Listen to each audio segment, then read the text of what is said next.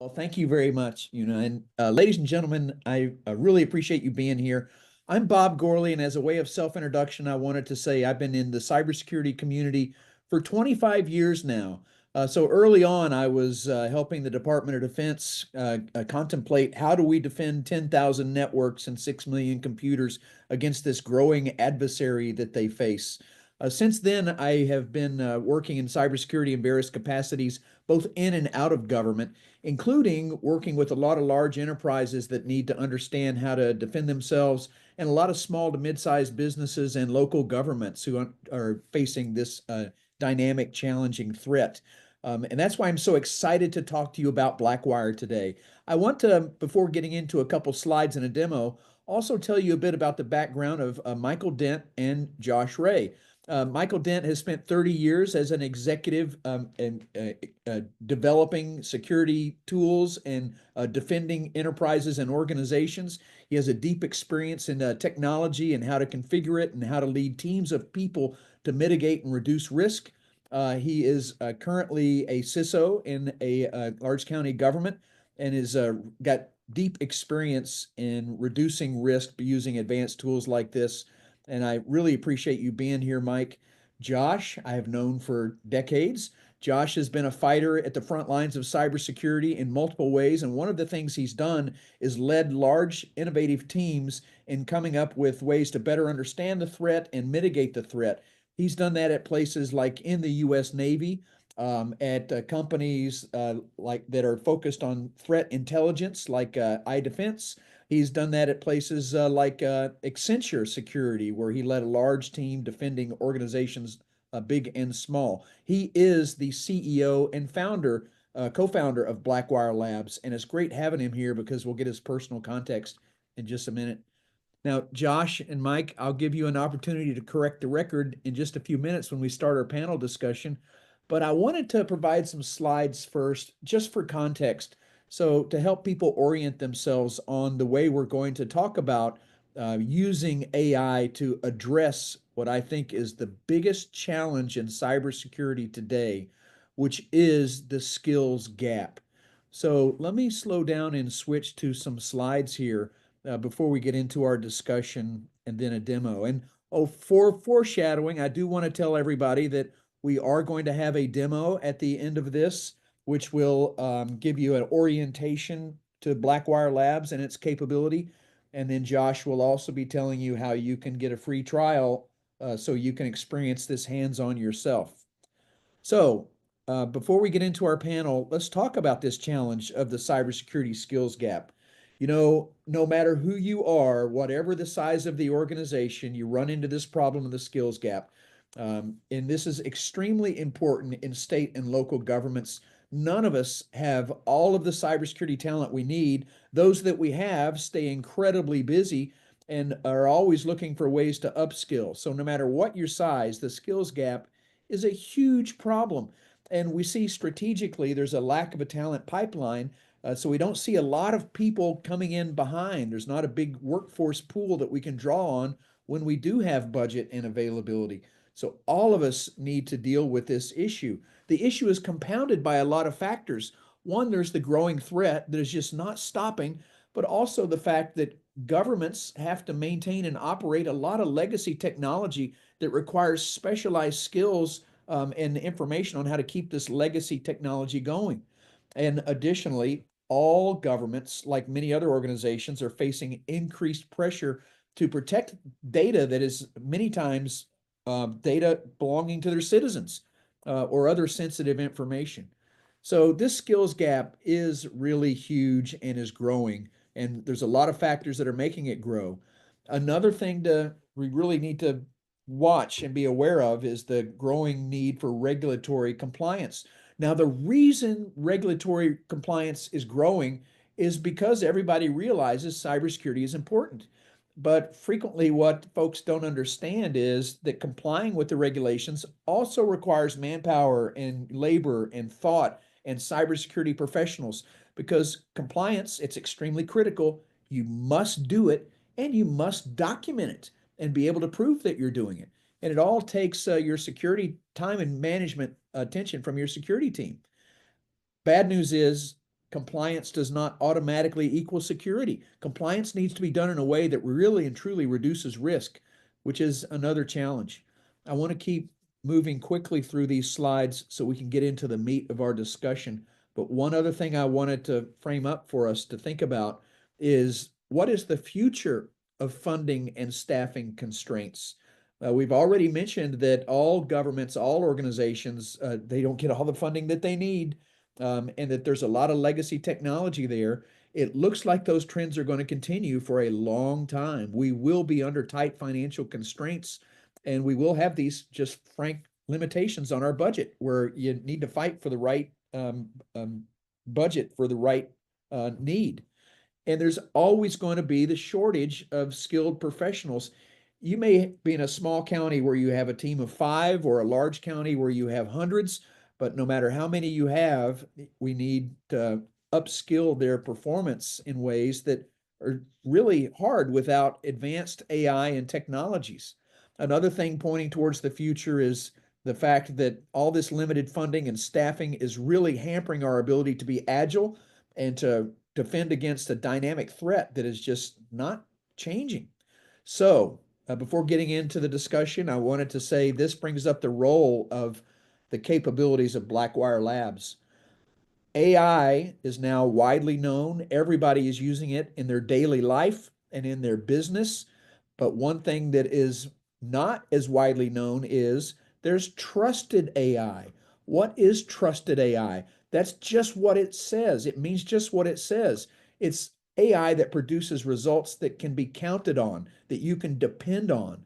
Trusted AI is the way to approach AI use in cybersecurity. The Blackwire approach to trusted AI is using AI that has been configured by humans to be reliable and feeding that with the right data, vetted by real cybersecurity professionals and monitored by professionals. So when it delivers results, it can be used by the cybersecurity team. So trusted AI is what you need to upskill your cybersecurity team's capabilities. Blackwire Labs brings all of this in its capability that we're going to discuss and then dive a bit deeper into. I just mentioned Michael Dent and Josh Ray, our 2 panelists here. I'm going to ask them some questions to get the discussion started, and we'll see where the discussion goes. We thought we'd break the questions into 3 basic categories.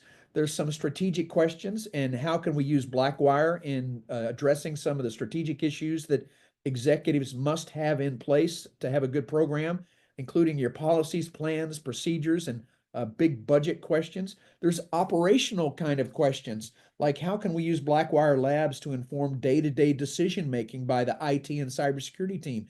And then we can talk tactical too. How can you use Blackwire Labs' trusted AI over their vetted information to make tactical decisions when you're in the fight, either defending in an ongoing attack or incident response immediately after that? And right after the discussion, we're going to get into a demo by Josh. And with that, Josh and Mike, I'll slow down a little bit. Bob, I'm going to cut in because I want to make sure we get it clear that I am an Army veteran too. With the Army-Navy game coming up this weekend, I wanted to make sure the Army was represented on this webinar. Yeah. And I did do cyber in the Army as well. So yeah. You know, I'm wearing my Marine Corps jacket, but I was Navy too. So yeah, okay. It's all right. Yeah, It'll be good. It'll be a healthy discussion, Mike, and we won't hold that against you. Thank you. Appreciate that. Yeah. I want to thank you and welcome both of you, or thank both of you for allowing me to be a part of this. What the parts and things that I've used with Blackwire right now, and just the pieces I've been able to touch with, it's been a tremendous help already to me. And Josh, you and I have worked on a couple things, and it's already proven itself to me. And what I have to do now is get it into my technical staff's hands. And just so you guys understand, Bob, what you covered about the talent capabilities, the resource lacking, it is huge. It's real. For me, I have 13 staff, and some people will say, well, that's better than me. But 13 staff to protect 1.3 million citizens worth of data, and it's a Fortune 500 level network that we have.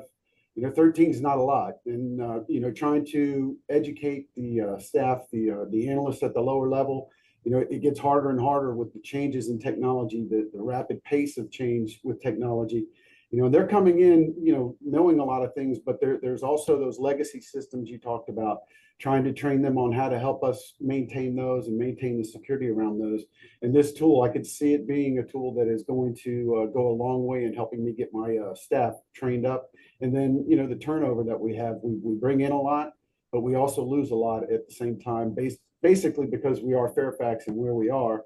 These younger employees come in and they see the worth and they see the knowledge they get. And then, of course, the bigger companies around us, they end up snatching them up from us. So it's always a revolving door and a cycle that, having a tool to help train the new ones coming in is really going to be critical for us. That's tremendous. Thanks, Mike.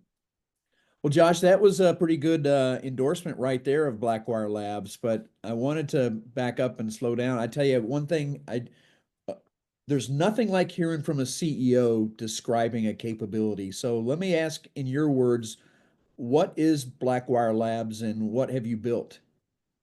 Yeah, thanks, Bob. And, at the heart of who we are is, a team of veterans that are both veterans, in service to our country, but also veterans in the cybersecurity space. And, when we sat around to think about what it is we wanted to build and what we wanted, Blackwire Labs to be, we looked at this notion of the cybersecurity skills crisis and something that's been around for, at least a couple of decades. You and Mike no longer than me, but we've all experienced it in some form or fashion. And you look at the notion and, the things that Mike described, but also just the rampant amount of supply chain attacks that are targeting, the Fortune 500 to 5,000, state and local. And there's not enough skills and capability to address this. The regulatory components that you articulated in your brief, I think, are spot on as well, too. So, it's not like things are getting easier, right? Then you introduce net new technologies. So what we set out to build is really an expert in cybersecurity that your team could count on, 24/7. That was based on both expert knowledge and then also kind of fortified through data integrity with the blockchain, what we call Trustwire. With the advent of Gen AI kind of into the commercial sense over the last couple of years, and those who have been doing it for a while know that AI and machine learning has been around for a while, but we saw this as a huge opportunity to tackle this skills crisis. So ostensibly what we built is a cross-discipline capability that will service all of the different disciplines within security. It's not just a point in time tool for the SOC or for regulatory compliance and GRC. We wanted to build something that every discipline within security could leverage, but also support up and down the chain of command. So we've got a variety of different use cases that support C-suite executives. We've got use cases that support, your threat operators with tabletops and red teams, but also your security engineers as well, too. So building this, this advisor, both from a, discipline standpoint and from an understanding kind of what each one of those stakeholders needs was definitely a challenge, but it's underpinned by both expertise and, a high degree of technology that really serves to reduce the risk and ensure the data integrity components as well. Great, thanks. That's a good overview. Well, guys, now let me ask questions. As I mentioned, it'd be great if we can have a discussion around 3 tiers. What can Blackwire do at a strategic level, at an operational level, and a tactical level? And I would love your thoughts, both of you, on that. Like, to start the strategic discussion, we're going to do a demo in a few minutes. But I wanted to ask before that, what can Blackwire Labs do in the policy domain for a CISO or security professional or IT professional that needs help with their cybersecurity policies? You want to talk about that? Yeah, no, I'll kick it off, Mike. I mean, I think, one of the things that you and I were working on is, just looking at different pieces of kind of policy review, and we'll talk on this a little bit more in depth in the demo. But, a lot of time and resource goes into not only creating good and solid policy, but also the review and update and validation of that as well. And a lot of what we've seen and talking to clients and kind of working with our design partners is, it not only takes time and effort, but you have to have kind of the, I guess, collective wisdom to ask the right questions as well too. So, as we start to think about the skills and the requirements for this, next stage of the workforce, we think, and we're pretty firm about this, is that, the wisdom and collective experience that people have isn't going to go away. Like, that's incredibly important. But how do you apply that to these different disciplines? How do you ask the right questions so that a lot of the work and the manual, labor that was done previously can get taken care of by the system, and you can spend your time kind of focusing on how to actually enhance, in this case, security policy that has real direct effect on the broader security posture of your organization and your resilience, and not just a checkbox type of exercise. So, just in walking through these types of things with Mike, we were able to kind of quickly ascertain some areas of, improvement, some gap analysis, so on and so forth. So, Mike, I'd be interested just to kind of hear your thoughts as far as, both from a time savings, but also from a filling in of a capability standpoint, where you saw utility. Yeah, so I mean, like today, if when we're going through policy review, that's probably a 6 to 8 month process for us. And then just the other day, putting in pieces of my policy into Blackwire, I had updates to my policy based on regulatory requirements that we're under as the county in Virginia, because we have federal regulations, we have state regulations, and we have county laws and policies that we have to cover. And those, my policy was from 2020, maybe a little bit after that. And then the pieces that I put in, it was all automatically able to tell me things that were outdated, gave me recommendations of how to write those and put those into my policy. And the beauty of it is it kept the format that I had, that I liked, that my leadership liked. I didn't lose any of that. And, the other parts were, trying to tone it or move it around or fix things in it. If I didn't ask the right question, there's the ability in there for it to, the AI is intelligent enough that it will give me a better question to ask. And then if I'm more focused on the strategic side, I still have the opportunity to look from the technical and the operational sides. If there's any other things I'm missing, there's questions that I get to ask it as well, to look and maybe help me reword those things. And that's at the C level, for me. And with that capability alone, for what we do in the county is we have, we get risks, we get those things. So we officially document all the things that we have with a risk. This now I get to generate memorandums that I have to send up to senior leadership when there is a risk that's been identified. And now they own the risk, because now they've officially, and quite honestly, it words things a lot nicer than what I would word them, because I'm kind of a straight shooter and I don't like to pull punches, but it does give me more of a, I don't want to say politically correct, but more of a, an industry specific and to the point, instead of me adding all of the commentary that I used to add, which they didn't like. And that was always a problem I had with them. But now, with the few that I have done, they're just like, okay, are you using something that doesn't sound like you? But it is to the point now, and it's official risk, and they get it. And I can generate that in seconds, where it would take a week going back and forth with staff, with things. I put in the facts, I ask it to generate me a memorandum, and I have it. And then, I can, of course, tweak what I need to, but I mean, that's time consuming. All the time I've spent on doing that, it drove me crazy. It would drive my staff crazy.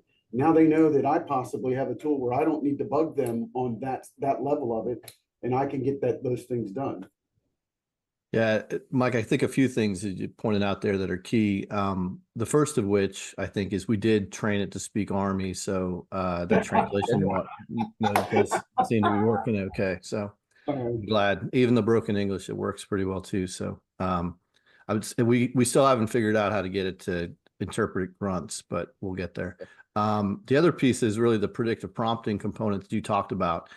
And you'll see in the demo as far as helping to ask the next best question, because in a lot of instances, whether you're under crisis or you're just in a situation where maybe you lack the expertise, or it's an area that's, kind of not nascent to what you're doing on a day-to-day basis, providing those next best questions at the strategic, operational, and tactical level is something that we've gotten a lot of positive feedback for. And it kind of leads us down that path of, not, kind of the near automation, kind of helping to kind of choose your own adventure type of way. The other part that I think, helps is that, is aside from, what you would get from a general AI tool, is that everything is run through this knowledge base that has been vetted, as Bob mentioned before, through our cybersecurity community of experts. And these, are experts that range from, CTOs and CEOs and C-suite executives, all the way down to vulnerability researchers and security engineers, incident responders. But these are folks that are working this on a day-to-day basis and really care about being able to instantiate, their collective wisdom into a tool by validating our knowledge base, by, looking at the outputs, as well as, working with us on prompts to create a trusted tool for security. And with the sourcing that comes along with the outputs, it provides that added layer. And you'll see as we talk through, some of the different use cases, the validation of those sources to ensure that they're not changed and cryptographically ensured on the blockchain through Trustwire, I think is another added level of confidence, and one that we hope is really going to drive adoption from this notion of a trusted AI cybersecurity solution. Hey, Josh, I wanted to build on something Mike had said, or ask a broader question. I know the answer to this because I know Blackwire so well, but every state is different. Every county is of every state is in a different situation. For a county that has to comply with TexRAMP, for example, Blackwire helps them with those specific requirements, right? Correct. Yeah, and in those areas where we find the knowledge gap, for us to go out and source, additional information is trivial. And there's a pretty robust feedback loop. Just the other day, Mike was asking a question about something that he, was looking for an answer for. And it came back. And, one of the things that our clients really like is that when it doesn't know something, it tells you, I don't know this. And much like you would, a staff member or a member of your team, having that transparency is incredibly important, especially when you're, using this as a means to, get to that 85, 90% solution. But the feedback loop quickly prompted me to go back, and I was able to, I got an email and I just said, hey, Mike asked the question this way, and this is the output. I actually used the Lexi system to kind of recraft the question, which is another kind of model that we have in the background that actually helps recraft the questions a little bit more nuanced. So guys, I'm keeping an eye on the clock here, and I wanted to say I still have operational and tactical questions to address. Sorry, but go we really ahead. need to get into the meat of this demo. That's where the exciting thing is and what everybody wants to see. So let me just speed through the two topics at an operational level. Josh, can you give us a feel for what Blackwire Labs can do for people in the day-to-day fight? Maybe talk operational and tactical at the same time. Yeah, no, we can absolutely do this. And there's a use case that we'll cover, I think, more explicitly, but I think operationalizing intelligence and also creating tabletop exercises are two areas that we found that it excels, quite a bit. So operationalizing intelligence, and Bob, you and I have heard this from, even folks at CISO, where they put out a report, they put out a lot of rich information that's, to push down to their various stakeholders, and being able to action that all the way down from, the technical mitigations to the actual, security and policy, changes is really a challenge for a lot of organizations. And operationalizing intelligence has been an issue for a long time.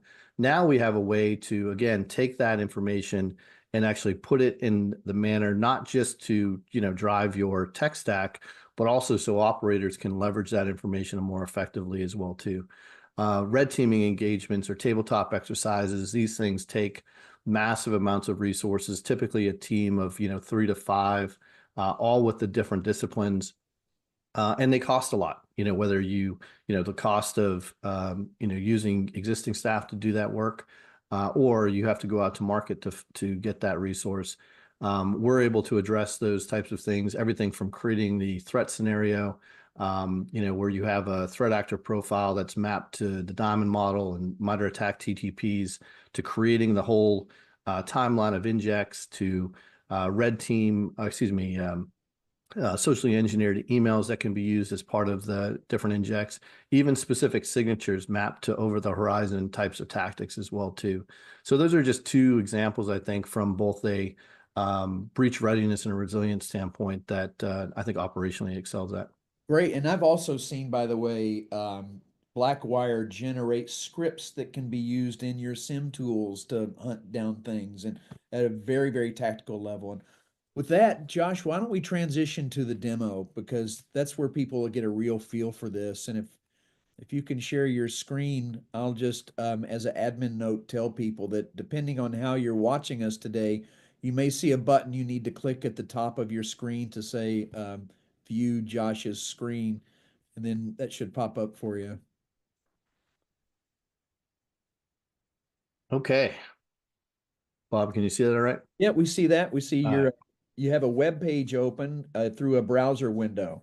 Got it. Yeah, that's absolutely right. So when you log in, I mean, the first thing you'll do, and folks that are viewing this webinar today will get, I believe, 30 days free access through the trial word Carasoft. If they put that into the free trial, they will get access for 30 days. So we welcome everybody to get in here and give it a whirl. But we have broken down ostensibly the platform into these strategic, tactical, and operational kind of buckets. And again, each one of these different buckets contains specific tasks and disciplines specifically related to, an organization's day-to-day. We've, worked through some variety of different types of prompts, helping people ask, some different questions. Again, for folks that are a little bit more nascent or outside of their kind of core discipline, these have proven to be very helpful. But a couple of things that I want to kind of, just directly show folks as well before we jump into use case. Here we have this notion of trending prompts. This is where we feel being able to deliver security intelligence kind of in the new age is going, helping folks ask the right top of mind question so that things are actually translated into their environment, rather than just having a static, type of intelligence report. So in this instance, we're asking specifically around Iranian threat actors and some of the CVEs that were most recently exploited. So if I run that, you're going to, quickly see kind of at a glance the most updated information, leveraging a lot of different research and reporting that's been done here recently by not only trusted vendors, but also CISA and many other organizations as well too. I'll let that run here for just a second. It's always the live demos that kind of give you anxiety. At the end of this particular report, you're going to see the predictive prompts that show up. These are, again, kind of the next best questions to kind of ask as it relates to this. This will help the operator, regardless of, their role, kind of guide them down that right path. You're also complete transparency in the amalgamated response of all the sources that were used to provide that. You can actually click into each one of these sources and see where kind of a snapshot of what was being used to generate the output. And we also do a lot of rigorous source evaluation on how we vet sources that are coming in, very much mapped to, I would say, traditional intelligence tradecraft, whether they are vetted websites that you would use to do your job on a day-to-day basis, organizations like, NIST and ISA and such, but also organizations that, we would trust as far as trusted vendors, proprietary research from our CCOE, so on and so forth. There's also this notion of enrichment. We've just partnered with a fantastic company called VulnCheck.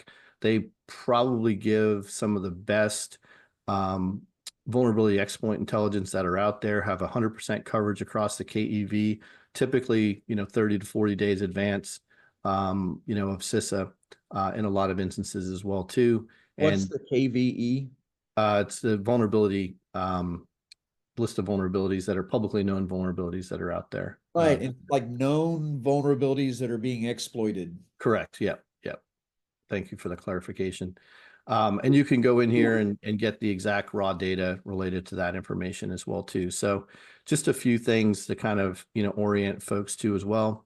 You can also save your sessions specifically in the registry. And what the importance of the registry really is this is think of it as a JIRA ticket, think of it as your case management system.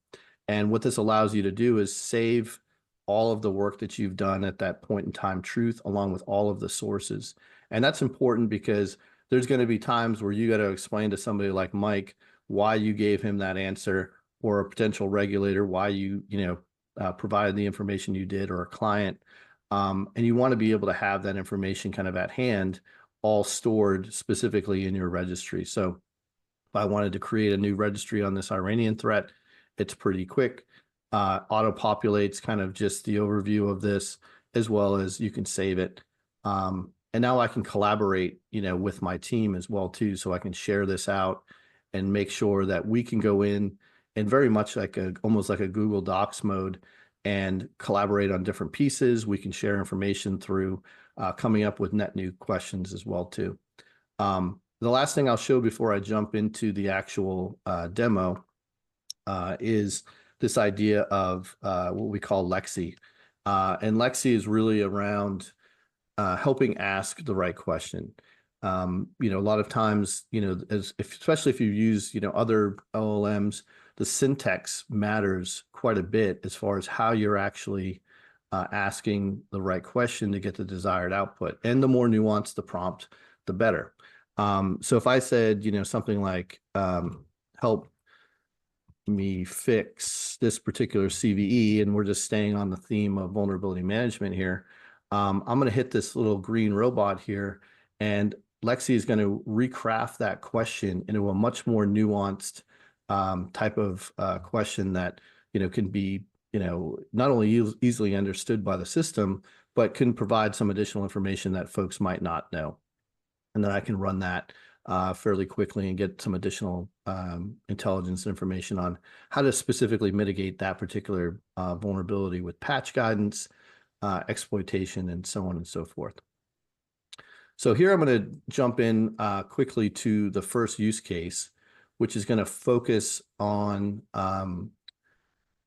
technical controls around your policy and doing a gap analysis on that. As Mike mentioned, that takes quite a while to do. I'm going to cut and paste in here a very long prompt, but I'll explain here in a second what I'm doing.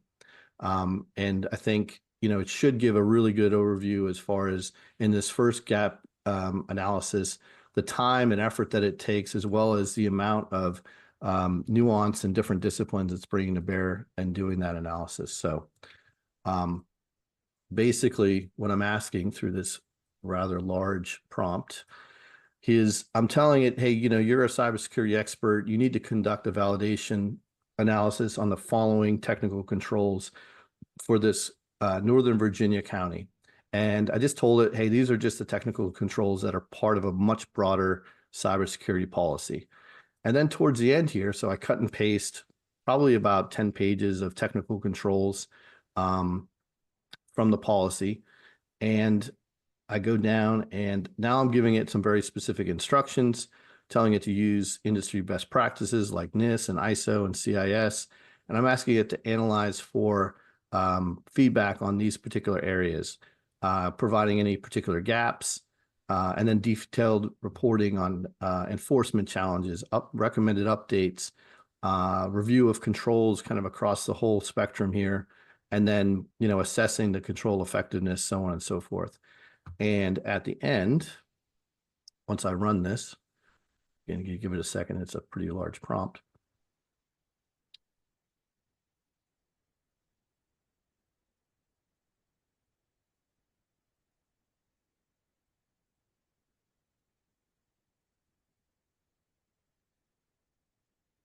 We've got an executive summary, a gap analysis table that it's produced for us.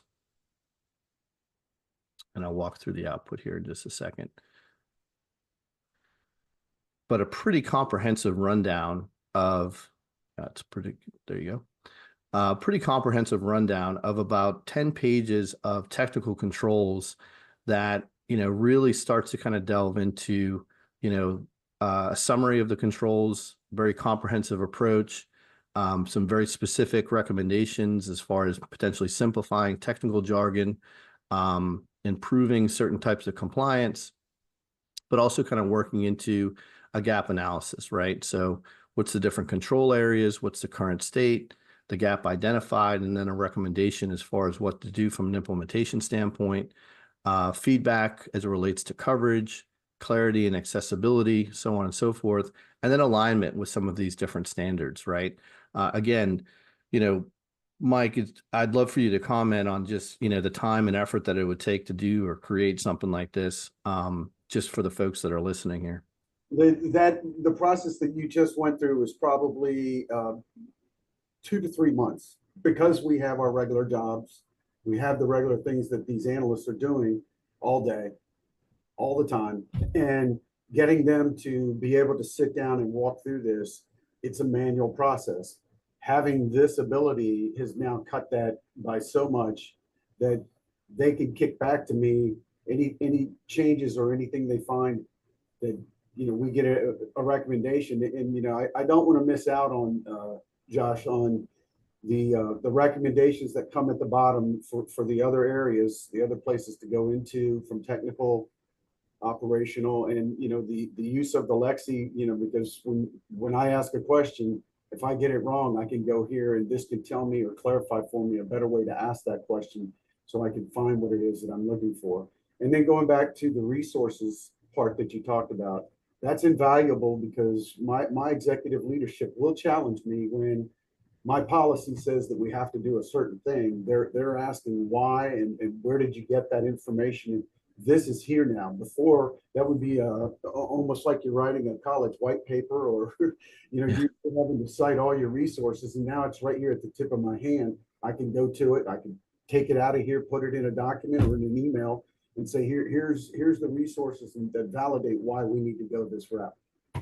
Yeah, and this next question, is kind of was actually cued for me, based on these findings, create an email for the Nova County executive. The email needs to be non-technical in nature, but highlights the findings and additional budget that will be needed to address the improvements. And again, providing that kind of framework and based on, what you were just directly able to provide or do the analysis on, and then quickly kind of turn around, and say, here's the information that I need, or that you asked for, in a way that's highlighted with key findings and budget considerations, so on and so forth.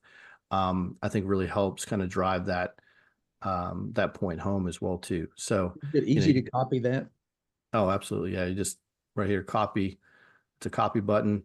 And then, if you don't like it, you can just ask it to re-update it. So it's kind of just, I don't really like this one, make it different, so on and so forth. So also, Josh, talk about, because it's just like using any other AI. You want to be careful with the information you're putting in. So if I put information in here, say I have a risk, how do I know that Blackwire is protecting that information from being exposed to anybody else? Yeah, that's a great point. So we've got fairly strict data retention components in here. I mean, our CTO has been building products, his whole career, and is also a former CISO. So the security integrity components are pretty specific. So, I have mine set to 10 days, but everything that you put into the actual sessions here on the right-hand side, not only, are they deleted after, either 3 to 30 days based on your data retention policies, but we do not train on any of the questions that are asked or any of the outputs that are provided. We look at metadata and the things that are, specific to the areas of concern, whether it be compliance or specific types of technology, to kind of cue us to say, like, this is important to this particular user. We want to make sure that we're providing that through context craft to really craft the, the response more tailored to the user's role. But yeah, Mike, I think that's really important that, that data gets completely wiped away and we don't train on that information, nor do we use it. Okay, Josh, but if I wanted to keep the information in there, like a risk memorandum, I don't want to have to keep reinventing the wheel with it. And I know that Blackwire can probably generate a new one. But if I want to keep record of it for, say, 30 days or longer, for if I have a personnel case where I have to have that and I have to prove where I generated that from, I mean, there's all these things you have to go through sometimes with these cases we deal with. How long can I keep it and where can I keep it that it is secure?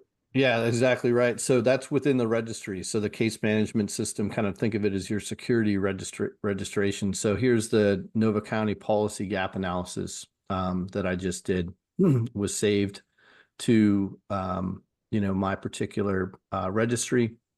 Again, it saves everything that you wanted the system to save and ask, along with all the sources that was used to kind of amalgamate that particular type of response as well too, which I think is really important. There's also a very useful tool where you can keeps all the sources, but also say, for instance, Mike, you were working on something a few months ago, whether it be a policy, whether it be something related to a threat or whatever, you can hit this update button, and that basically sends everything through to the prompt that you told it before, and then gives you the delta of net new information that has come into the knowledge base, again, to provide you kind of that updated information, so you're kind of always current on the current state of things as well too. So that's something that when we designed this, we created this capability like as if we're going to use it during our different parts of our careers as practitioners. And having something like this at your fingertips where it's hard to remember everything or even just stay current with everything, we wanted to make sure that that was baked into the type of feature. Does that answer your question? Yeah, that's invaluable because I mean, you're again, the rate of change in everything with technology, policy is going to have to change at that same rate if it can. And this is probably one of the best ways I know that you can actually do that and keep up with that information so that your policies don't fall out of date. And that's the C-level suite for me. I mean, I can't wait for my staff to get a hold of this in the standpoint of a day-to-day use where they're going to start looking at, all of the threats, all of the things that we see that we get hit, the feeds of intel we're getting from FBI, you name it, and trying to get that into one area that like I can get a readout of that information. It's what I'm planning on some of my analysts to have to build for me, is giving me an executive level readout. And then for me, I can turn that into a memorandum up to the executives upstairs so that when budget comes, I have a good story to tell and a reason of why I need certain things. Yeah, I mean, in the commercial space, I mean, it's the same thing as talking to your insurance adjuster or being able to understand like the things that you've made and the progress that you've made in your security program. And we've seen examples where, they've used Blackwire to be able to demonstrably tell, hey, these are the improvements I made with my security posture and program, and make the case, to the adjuster to lower insurance premiums, which is a great conversation to be able to have, with the board as well. No, that's something you didn't tell me about before. I like that idea. Sorry about that. It just came up. Hey, Josh, I'm just keeping an eye on the clock here, and pretty soon we'll need to transition to questions, but I wanted to ask one of my own, if you wouldn't mind putting a prompt in for me. Bob, yeah, go ahead. Can I do this one real quick? This is the operationalizing intelligence one. I was kind of excited about it. This is something that happens all the time. And Mike, I know this will resonate with you. You're a county executive or you're, a CISO, and you go to some type of classified briefing and somebody tells you, hey, this particular threat, you got to watch out to, whether it's a nation state threat or a new ransomware threat. In this instance, the executive just comes out of a briefing and they go into Blackwire and they say, hey, I just came out of a CISA briefing and they were talking about this Ransom Hub ransomware. And he goes into, or she goes into and just says, here's an overview of our organization. This is Nova County CISO again. Just, tell me if I'm a target, right? They just want to understand kind of, am I kind of in the line of sight of this particular threat? So, quickly we're able to kind of ascertain, what's the threat component of, this particular criminal group. And it kind of even takes into the budgetary confinements that I put in there about, based on what you have, where do you want to prioritize, your spend to combat this particular type of threat. So, I quickly move, and this happens all the time, where the CISO then, reads something on the internet. And, the story typically goes, and I've done this to folks, and I've had it done to me as well, where, somebody reads something on the internet and they kick it over the fence and say, hey, what are we doing about this? And, when you get that as an operator, you're like, well, great. Now the next 3 days of my life are, completely, completely spent.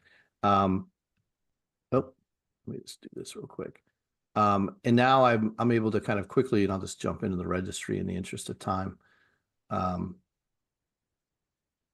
kind of show you what I've done here. But, the CISO says, hey, we just got this CISO advisory. I need to operationalize this intelligence. Please analyze this advisory, provide a threat group profile, align it to the diamond model and MITRE ATT&CK, any IOCs you have knowledge of, and then some detailed mitigations that align to my technology stack that I just provided. So in this instance, we just cut and paste the whole blog in here from CISA. A lot of information, a lot of really rich information, and very quickly it kind of pushes out the threat group profile mapped to the diamond model, all of the TTPs that are mapped to MITRE ATT&CK, as well as specific technical mitigations that are aligned to the technology stack, as well as vulnerability mitigation strategies as well too. Now, the beauty of this is now this information is right in the operator's hand. They're able to then, start to kind of go down a little bit more of the rabbit hole and expand their investigation more than they typically would before. Again, we have all the sources that are associated with, this type of reporting. Now I'm asking to create detailed signatures related to this particular ransom hub threat with step-by-step implementation instructions specifically for my technology stack.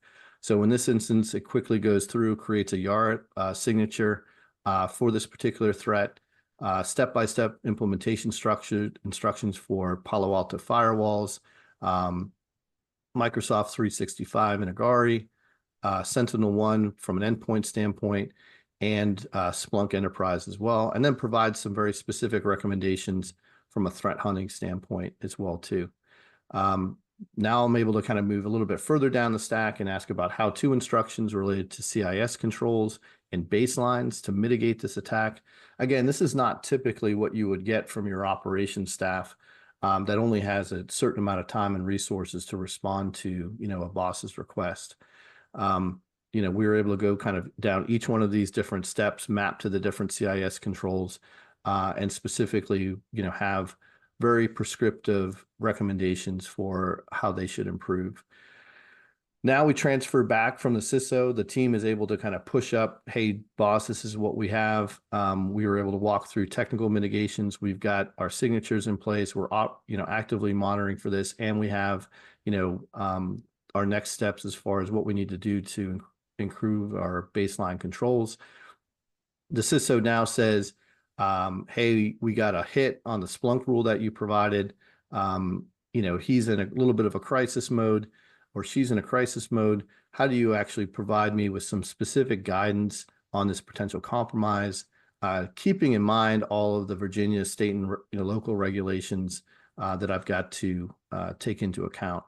It provides them with immediate actions as far as next steps that he or she needs to be thinking about, notification protocols, along with recovery planning, and then future prevention.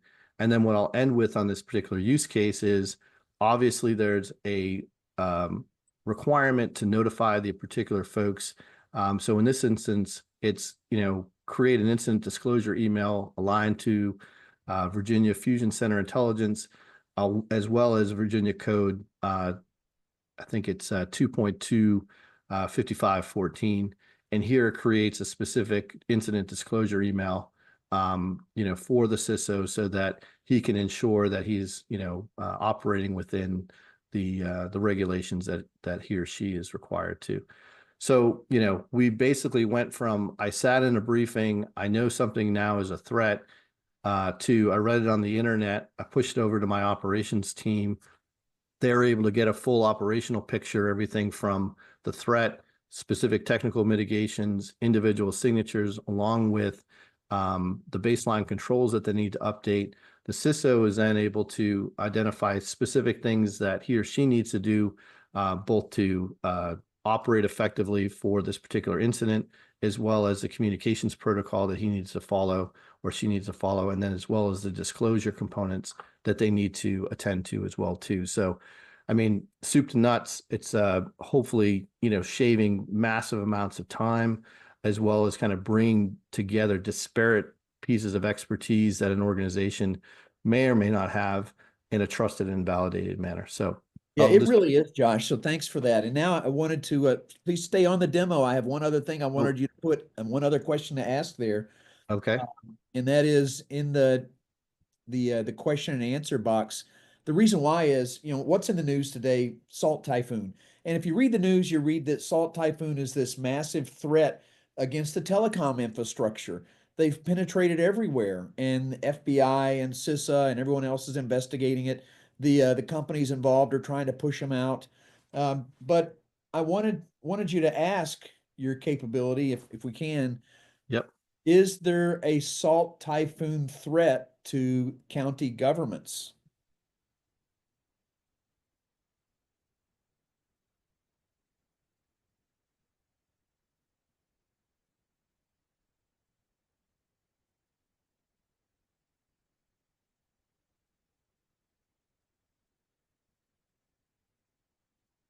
While he's typing that, ladies and gentlemen, if you have questions, please type them in the question and answer box. We're going to get to those in just a minute. And let's just see if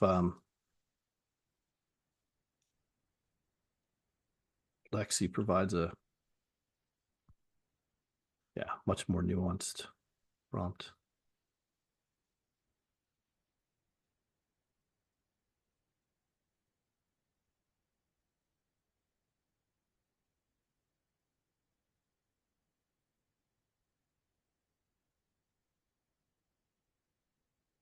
Yep, there you have it. It gives you a threat assessment and then countermeasures and then reasons why. Yep. Which is good, because if you're only reading the headlines, you would think, well, that's the AT&T and Verizon better get busy. But no, there's stuff that state and local governments need to understand this threat as well. Yeah, from an IT infrastructure standpoint, data storage, different attack methods, TTPs employed by the particular threat, and then recommended countermeasures as far as what you need to do across the board. And then obviously you can use things like, predictive prompting to then kind of delve into more specifics that you need to do across that, tactical, operational, and strategic level as well. Awesome. Let's get into a couple questions before we wrap it up here. Can you automatically make changes to my infrastructure for me? So important is that we want to make sure that we have the human in the loop, so that what we can do is provide the necessary recommendations as well as the specific steps that you need to take. And then the user would then validate those and then implement those in a particular way. With the next iteration, there will be direct integrations into the technology stack, but it's important that we maintain that kind of human in the loop component for at least a step level validation and those checks from that standpoint. All right. What is the CCOE and who is in it? So the Cybersecurity Community of Excellence started out as basically our beta group, and these are a group of professionals that we've worked throughout the course of our career. Started out with a bunch, say, 10 or so folks that were really passionate about ensuring kind of trusted AI cybersecurity capabilities, especially for practitioners, and has now grown into a professional network over the course of the year to about 50 or more folks, ranging again from CISOs, CTOs, industry luminaries, folks that work as vulnerability researchers, threat hunters, so on and so forth. And they're really there as that kind of third-party validation check for us to ensure that it's not just us making that decision or making kind of that source evaluation, but we've got industry experts that are helping kind of inform us and keeping us honest too. Can you help in configuration of OT systems? Yes, we can. The system's been trained on OT systems as well as regulatory compliance for the OT space. Great, cool. Looks like that's all the questions we have time for now. Please, everybody, if you have questions, keep asking them. We will get back to you. And with that, Mike and Josh, any final comments before we wrap it up? No, I just want to thank Bob, you and Mike for taking the time and for your continued expertise and support. It's been invaluable to our team. So thank you so much. Josh, thanks for coming up with a tool that's actually going to help some of us, from the practical side to the operational, technical. I mean, the strategic side. It is, to me, it's a tool that I've been looking for, that one that I can trust, and that's a big part of it, is having something you can trust the information that you're getting, and the information you put in is being protected. And it's gonna do wonders for us. I can't wait to get this fully. Yeah. Thanks, Right. Mike. Come for you. That means a lot. And I'd also like to thank Carasoft as well too.